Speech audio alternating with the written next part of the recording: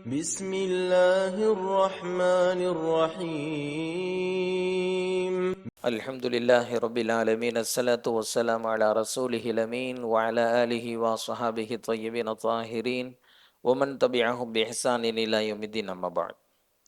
وقال الله تعالى في القرآن الكريم: أعوذ بالله من الشيطان الرجيم، بسم الله الرحمن الرحيم. هل يستوي الذين يعلمون والذين لا يعلمون؟ وقال رسول الله صلى الله عليه وسلم: من يرد الله به خيرا يفقهه في الدين. صدق الله وصدق رسول الله صلى الله عليه وسلم. அல்லாஹ்வுடைய கிருபையினால இமாம் கஸ்ஸாலி ரஹிமஹுல்லா அவர்களினுடைய இஹ்யா உலூமுத்தீனுடைய 24வது வகுப்பு இன்று நடைபெறுகிறது. கடந்த வகுப்புகளில் கல்வி கற்கக்கூடிய ஒரு மாணவன் கடைபிடிக்க வேண்டிய 10 கடமைகளை ஒவ்வொன்றாக வரிசையாக பார்த்து வருகிறோம். அதில் இது வரைக்கும் 6 கடமைகளை பார்த்துருக்குறோம். இப்போ 7வது கடமையிலிருந்து இன்ஷா அல்லாஹ் பார்க்கலாம். ஆரம்பத்திலேயே இமாம் கஸ்ஸாலி ரஹிமஹுல்லா அவங்க என்ன சொல்லியிருந்தாங்க அப்படின்னு சொன்னால், கல்வி கற்கக்கூடிய மாணவனுக்கு இந்த ஒழுக்கங்கள் மிகவும் அவசியம். காரணம் என்னவென்று சொன்னால், கல்வி கற்பதனுடைய மிக முக்கியமான நோக்கமே ஒழுக்கம்தான். இப்போ ஒழுக்கம் இல்லாத கல்வி என்பது கல்வியாகவே பார்க்க முடியாது. எனவே ஒழுக்கம் என்பது கல்வி கற்கக்கூடியவர்களுக்கு மிகவும் அவசியமானது என்பதாக இமாம் கஸ்ஸாலி ரஹிமஹுல்லா அவங்க சொன்னாங்க. அந்த அடிப்படையில் தான் இந்த ஒழுக்கங்களை வரிசைப்படுத்தி கொண்டு வர்றாங்க.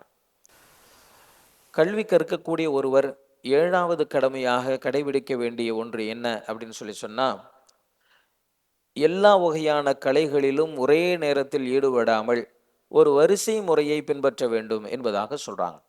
எது முக்கியமானது என்பதை கண்டறிந்து அதிலிருந்து துவங்க வேண்டும்.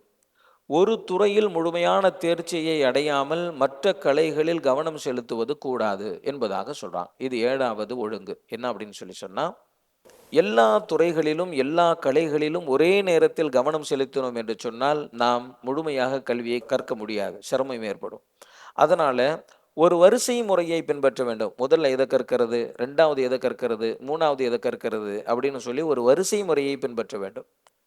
ஒரு துறையில் ஒரு கலையில் முழுமையான தேர்ச்சியை அடையாமல் மற்ற கலைகளில் கவனம் செலுத்துவது என்பது வேண்டாம் என்பதாக இமாம் கஸ்ஸாலி ரஹிமஹுல்லா அவங்க சொல்கிறாங்க. ஒரு துறையில் முழுமையான தேர்ச்சியை பெற வேண்டும் என்று சொன்னால் மற்றவைகளில் கவனம் செலுத்தாமல் இருப்பதே சிறந்த வழிமுறையாகும். ஏனென்று சொன்னால் அல்லாஹு ஜல்ல ஷானுஹு தஆலா திருக்குர்ஆனில் சொல்லுகிறான்: அல்லதீன ஆத்தைனாஹுமுல் கிதாப யத்லூனஹு ஹக்க திலாவதிஹி. யாருக்கு வேதத்தை வழங்கினோமோ அவர்கள் குர்ஆனை எப்படி ஓத வேண்டுமோ அப்படி ஓதக்கூடியவர்களாக இருந்தார்கள் என்பதாக அல்லாஹ் குர்ஆன்ல சொல்றான். இந்த ஆயத்திலிருந்து இமாம் அவங்க என்ன சொல்ல வராங்க அப்படின்னு சொன்னால், குர்ஆனை ஓதுவது என்பது ஒன்று, குர்ஆனை எப்படி ஓத வேண்டுமோ அப்படி ஓத வேண்டும் என்பது ஒன்று. அப்போ தேர்ச்சி அற்ற நிலை ஒன்று, முழுமையான தேர்ச்சி பெற்ற நிலை அப்படின்னு ஒன்று இருக்கு. அப்போ எது சிறப்பிற்குரியது அப்படின்னு சொன்னால், முழுமையான தேர்ச்சியோடு ஒன்றை செய்வது என்பது தான் சிறப்பிற்குரியது. அப்போ கல்வியில் முழுமையான தேர்ச்சி என்பது நமக்கு தேவைப்படுகிறது. முழுமையான தேர்ச்சியை அடைய வேண்டும் என்று சொன்னால் மற்றவைகளில் கவனம் செலுத்தாமல் இருப்பது தான் சிறந்த வழிமுறை என்பதாக இமாம் அவங்க சொல்றாங்க. அதுக்கு வலு சேர்க்கும் விதமாக இன்னொரு கருத்து சொல்றாங்க. என்ன அப்படின்னு சொன்னால், ஹஸரத் அலி ரலியல்லாஹு தஆலா அன்ஹு அவங்க சொல்றாங்க: லா தஅரிஃபில் ஹக்க பிர்ரிஜால் யஅ்தரிஃபில் ஹக் தஅரிஃபு அஹ்லா. சொல்லக்கூடியவர்களை வைத்து சத்தியத்தை எடை போடாதீர்கள், முதலில் சத்தியத்தை கற்றுக்கொள்ளுங்கள், பிறகு சத்தியவாதிகள் யார் என்பது தானாகவே தெரிந்துவிடும் என்பதாக சொல்றாங்க. புரியுதா? இந்த செய்தியை இமாம் கஸ்ஸாலி ரஹிமஹுல்லா அவங்க இங்கே ஏன் கொண்டு வர்றாங்க அப்படின்னு சொன்னால், இப்போ ஒரு விஷயத்தை கற்பதற்கு நேர்த்தியான வழிமுறை என்று ஒன்று இருக்கிறது அப்படின்னு சொல்கிறாங்க. அதாவது ஒரு பரிபூரணமான முறையில் ஒரு அறிவை பெற வேண்டும் என்று சொன்னால் அதை கற்றுக்கொள்ளக்கூடிய வழிமுறை என்பது மிகவும் தெளிவாக இருக்க வேண்டும் என்கின்ற அடிப்படையில் இமாம் கஸ்ஸாலி ரஹிமஹுல்லா அவங்க இந்த கூற்றை கொண்டு வராங்க. சரியா? அப்போ 7வது கடமை என்ன அப்படின்னு சொன்னால், ஒரே நேரத்தில் எல்லா கல்விகளிலும் எல்லா கலைகளிலும் ஈடுபடாமல் ஒரு அழகான வரிசை முறையை ஏற்படுத்தி எது முக்கியமானது என்பதை தெரிந்து கொண்டு அங்கிருந்து கல்வி பயணத்தை துவங்குங்கள். ஒன்றில் முழுமையான தேர்ச்சியை பெறாமல் அடுத்த விஷயங்களில் கவனம் செலுத்தாதீர்கள். ஏனென்று சொன்னால் அல்லாஹ் குர்ஆனிலே சொல்லுகிறான்: நாம் யாருக்கு வேதத்தை வழங்கினோமோ அவர்கள் அந்த வேதத்தை எப்படி ஓத வேண்டுமோ அப்படி ஓதக்கூடியவர்களாக இருந்தார்கள் என்பதாக அல்லாஹ் சொல்றான். அதே மாதிரி ஹஜரத் அலி ரலியல்லாஹு தஆலா அன்ஹு அவங்க சொல்றாங்க, சொல்லக்கூடியவர்களை வைத்து சத்தியத்தை கணிக்காதீர்கள், சொல்லப்பட்டவைகளை வைத்து சொன்னவர்களை கணியுங்கள் என்பதாக சொல்றாங்க. ஆக பரிபூர்ணமான அறிவை, சத்தியத்தை பெறுவதற்கு நேர்த்தியான வழிமுறை என்பது அவசியம் என்பதாக இமாம் கஸாலி ரஹிமஹுல்லாஹ் அவங்க சொல்றாங்க. இதுதான் 7வது கடமையாக சொல்றாங்க. சரி, 8வது கடமை. கல்வி கற்கக்கூடிய மாணவன் கல்வி மேன்மையானது என்பதை உணர்ந்திருப்பான். ஆனால் எந்த அடிப்படையில் அது மேன்மையாகிறது என்கின்ற விஷயங்களை அறிந்து கொள்ள வேண்டும் என்பதாக இமாம் அவங்க சொல்லிட்டு சொல்றாங்க, கல்வி என்பது இந்த அடிப்படைகளை வைத்துத்தான் அது மேன்மை அடைகிறது. முதலாவது அடிப்படை என்ன அப்படின்னு சொன்னா, அது எந்த வகையில் பலனளிக்கிறது என்பதை வைத்து அது மேன்மையாகிறது. இரண்டாவது, அந்த கல்வி எந்த அளவிற்கு நம்பகமானது என்பதை வைத்து அது மேன்மையாகிறது என்பதாக சொல்றாங்க. 2 காரணம். முதலாவது காரணம் என்ன அப்படின்னு சொன்னா, கற்ற கல்வி எந்த அளவிற்கு பலனளிக்கிறது என்பதை வைத்து இது சிறப்படைகிறது. 2வது, கற்ற கல்வி எந்த அளவிற்கு நம்பகமானது, வலிமையானது என்பதை வைத்து அது சிறப்படைகிறது. அப்போ கல்வியினுடைய மேன்மை எந்த அடிப்படையில் சிறப்படைகிறது என்பதை அறிந்து கொள்வது அவசியம் என்பதாக சொல்லிட்டு அதற்கு அழகான உதாரணத்தை சொல்றாங்க. என்ன அப்படின்னு சொன்னா, ஒரு கல்வி எந்த அளவிற்கு பலனளிக்கிறது என்பதை வைத்து அது சிறப்படைகிறதுன்னு சொன்னோம் இல்லையா? அதுக்கு உதாரணம் என்ன அப்படின்னா, மார்க்க கல்வியையும் மருத்துவ கல்வியையும் நாம் எடுத்துக்கொண்டோம் என்று சொன்னால், மார்க்க கல்வி என்பது மறுமைக்கானது, மருத்துவ கல்வி என்பது உலகத்திற்கானது. உலகத்தை விட மறுமைதான் சிறந்தது. எனவே மருத்துவ கல்வியை விட மார்க்க கல்வியே சிறந்தது. அப்போ ஒரு கல்வி எந்த அளவிற்கு பலனளிக்கிறது என்பதை வைத்து எந்த அளவிற்கு அது சிறப்பிற்குரியது அப்படிங்கிறத நம்ம புரிஞ்சுக்கணும் அப்படின்னு சொல்றாங்க. இது முதலாவது விஷயம். 2வது விஷயம் என்ன? ஒரு கல்வி சான்றுகளின் அடிப்படையில் சிறப்பை பெறுகிறது. அதற்கு உதாரணம், கணிதவியலையும் வானியல் சாஸ்திரத்தையும் நாம் எடுத்துக்கொண்டால், கணிதவியல் என்பது மிகவும் துல்லியமானது, சான்றுகளின் அடிப்படையில் நம்பகமானது. வானியல் சாஸ்திரம் என்பது பெரும்பாலும் யூகத்தை அடிப்படையாக கொண்டது. எனவே வான சாஸ்திரம் சிறந்ததா, கணிதவியல் சிறந்ததா என்று சொன்னால் கணிதவியல் தான் சிறந்தது. ஏன் என்று சொன்னால் நம்பகத்தன்மையின் அடிப்படையில் கணிதவியலே சிறந்தது என்பதாக இமாம் அவங்க சொல்றாங்க. சொல்லிட்டு இன்னொரு விஷயத்துக்கு வராங்க. சான்றுகளின் அடிப்படையில் நம்பகமாக இருப்பதை விட அதிக பலனளிக்கக்கூடியது எதுவோ அதுவே சிறந்தது. உதாரணமாக மருத்துவத்தையும் கணிதவியலையும் நாம் எடுத்துக்க வேண்டும் என்று சொன்னால், கணிதவியலை விட மருத்துவம் என்பது கூடுதல் பலனளிக்கிற காரணத்தினால இந்த 2ல எது சிறந்தது அப்படின்னு சொன்னா, எது கூடுதல் பலனளிக்குமோ அதுதான் சிறந்தது என்பதாக சொல்றான். செய்தி புரிஞ்சிருச்சா?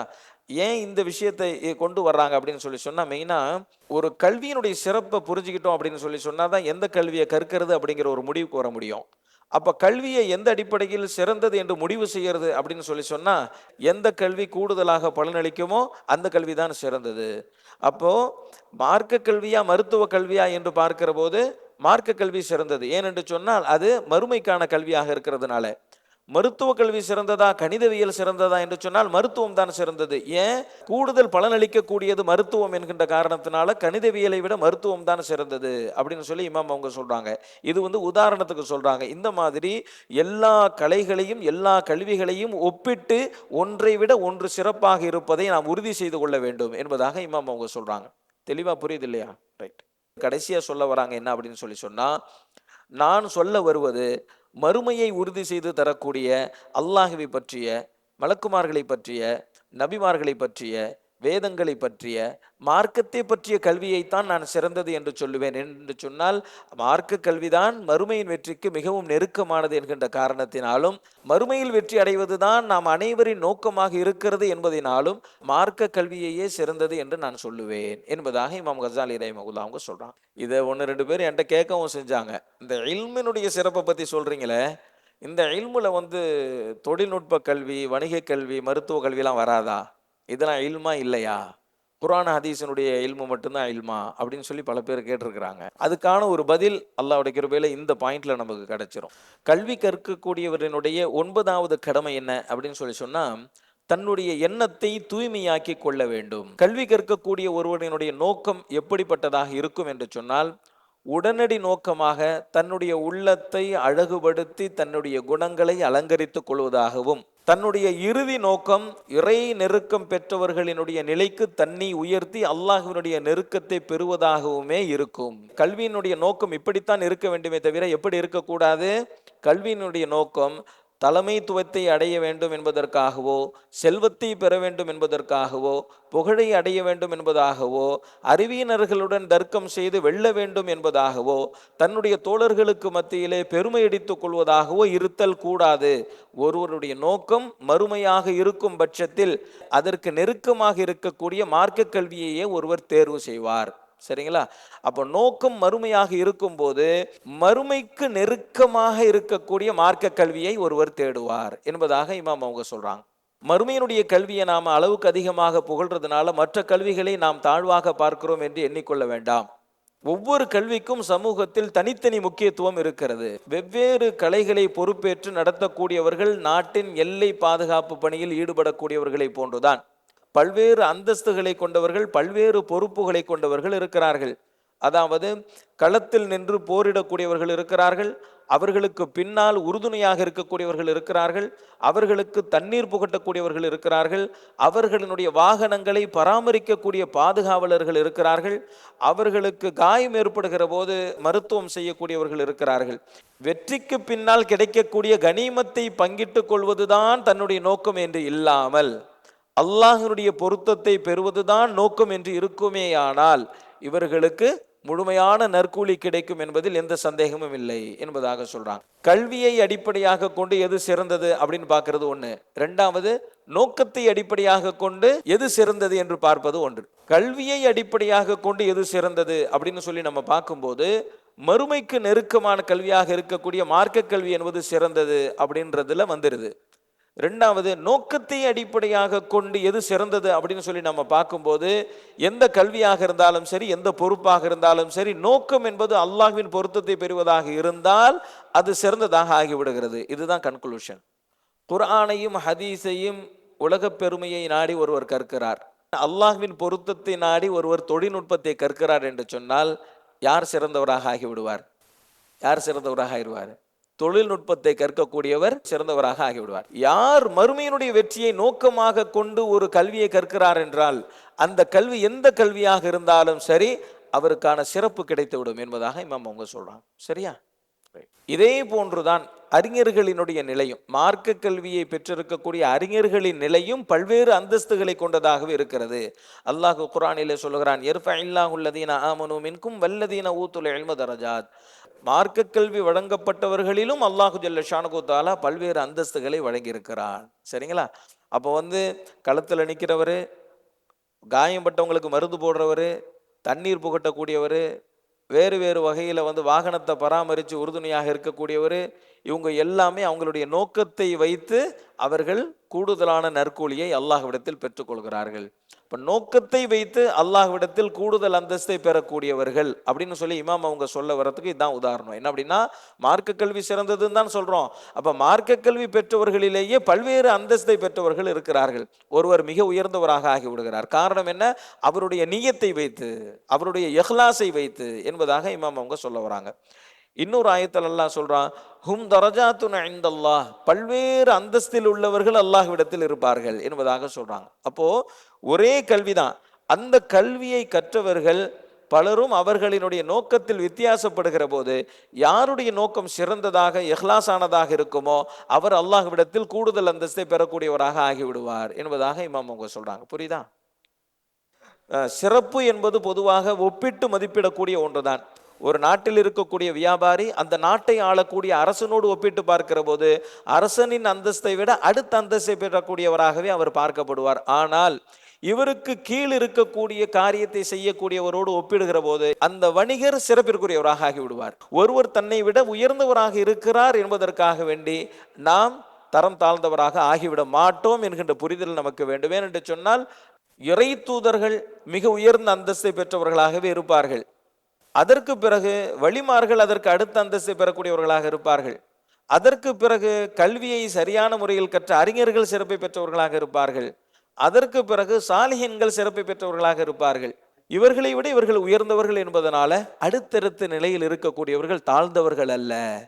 இந்த அடுக்குமுறையை வைத்து என்னத்தை புரிஞ்சுக்கணும் அப்படின்னு சொன்னா, இவர்கள் சிறப்பிற்குரியவர்கள் அப்படிங்கிறத தான் புரிஞ்சுக்கணுமே தவிர இவர்கள் சிறப்பு குன்றியவர்கள் அப்படின்னு சொல்லி நம்ம விளங்கிக்க கூடாது என்பதாக இமாம் அவங்க சொல்றாங்க. சொல்லிட்டு ஒரு அழகான ஆயத்தை சொல்றாங்க. என்ன அப்படின்னு சொன்னா, மை அமல் மிஸ்கால தர்ரத்தின் ஹைரன் யரா ஒமை அமல் மிஸ்கால தர்ரத்தின் ஷர்ரன் யரா. அணு அளவிற்கு நற்காரியத்தை செய்தாலும் சரி, நாளை மறுமையில் அவர் அதை பெற்றுக்கொள்வார். அப்போ எந்த தளத்தில், எந்த தரத்தில், எந்த அந்தஸ்தில் இருந்து செயல்பட்டாலும் வாழ்ந்தாலும் அவர் எப்படி நடந்து கொள்கிறாரோ அந்த அளவிற்கு அவர் மறுமையிலே மதிக்கப்படுகிறார் என்பதாக இமாம் அவங்க சொல்றாங்க. அப்போ எந்த கல்வியை பெற்றிருக்கிறோம் அப்படிங்கிறது முக்கியம் இல்லை, நாம எந்த பின்னணியில இருக்கோம் அப்படிங்கிறது முக்கியம் இல்லை, எந்த அளவிற்கு நான் நாளை மறுமையை நோக்கமாக கொண்டு செயல்படுகிறேன் என்பதுதான் முக்கியம். ஏன் அப்படின்னு சொன்னா, மறுமையினுடைய வெற்றியை அதை கொண்டுதான் மதிப்பிடப்படுகிறது என்பதாக இமாம் அவங்க சொல்றாங்க. சரியா?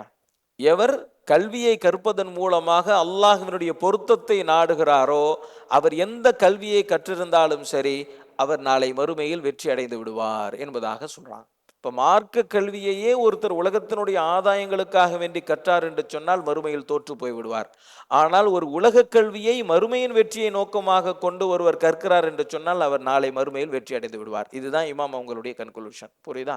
அப்போ எது சிறந்தது அப்படிங்கிறத ரெண்டு வகையில முடிவு செய்யறாங்க. ஒன்னு, எந்த கல்வி சிறந்தது அப்படிங்கிற அடிப்படையில் முடிவு செய்யறாங்க. அப்படி முடிவு செய்யும் போது மருத்துவமாக இருந்தாலும் சரி மார்க்க கல்விதான் சிறந்தது அப்படின்னு சொல்லி ஒரு விஷயம். ரெண்டாவது விஷயம், அவருடைய நோக்கத்தை அடிப்படையாக கொண்டு எது சிறந்தது அப்படின்னு சொல்லி முடிவு பண்றாங்க. அப்ப யாரு அல்லாஹ்வினுடைய ரிலாவை நாடி, யார் மறுமையினுடைய வெற்றியை நாடி கல்வியை கற்கிறாரோ அவரே சிறப்பிற்குரியவராக ஆயிடுவாரு. நோக்கம் தவறி மார்க்க கல்வியை கற்கக்கூடியவரை விட சரியான நோக்கத்தோடு உலக கல்வி கற்கக்கூடியவர் சிறந்தவராக ஆகிவிடுவார். அப்ப கன்க்ளூஷன் என்ன? நோக்கமே முக்கியமானது. எதை கற்கிறோம் அப்படிங்கிறது முக்கியம் இல்லை, எந்த நோக்கத்துல கற்கிறோம் அப்படிங்கிறது தான் முக்கியமானது என்பதாக இமாம் அவங்க சொல்றாங்க. சரியா? இது வரைக்கும் 9 கடமைகளை நம்ம பார்த்துருக்கிறோம்.